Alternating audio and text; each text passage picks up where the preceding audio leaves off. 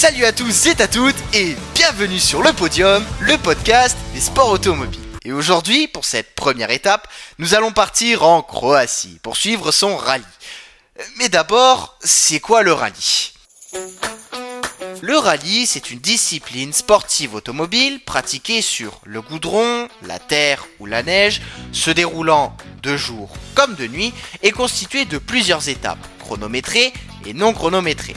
Les étapes chronométrées sont appelées les spéciales et les non chronométrées sont appelées les étapes de liaison.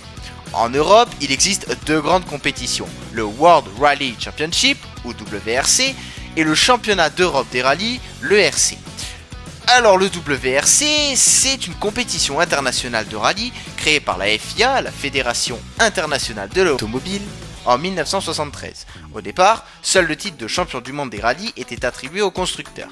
Ce n'est qu'en 1979 que la FIA décide de consacrer un championnat pilote et copilote en plus de celui du constructeur. Le European Rally Championship, ou le RC, est une compétition européenne créée par la FIA en 1953. Elle est composée de 10 épreuves, se déroulant toutes en Europe. Maintenant que vous savez ce qu'est le rallye, direction la Croatie. Alors, il faut remonter à sa création, en 1974. Il débute autour de Zagreb, la capitale de la Croatie, située au nord-ouest du pays. Puis, il évolue dans la région de Primorsko-Goranska, centrée sur Rijeka, une ville située dans la baie de Kvarner, en Croatie. En 1979, 5 ans après sa création, il est accueilli régulièrement par la ville de Preluk, dans un circuit urbain tracé dans la ville de 17 km de long. Alors on l'a dit tout à l'heure, le rallye de Croatie existe depuis 1974. Ce n'est qu'en 1992 qu'il intègre un championnat FIA de rallye, le RC. Puis en 2021, 19 ans plus tard, il intègre pour la première fois de son histoire le championnat WRC. Bon, aujourd'hui, le rallye international de Croatie, vous vous en doutez, il se déroule plus à Preluk. Il a changé d'endroit, il est passé à Zagreb et Karlovac. Il est retourné sur ses origines, sur des petites routes sinueuses dans la campagne et la forêt. Un tracé de 283,28 km découpé en 20 spécial. Oui bon, en gros, c'est Paris-Lille.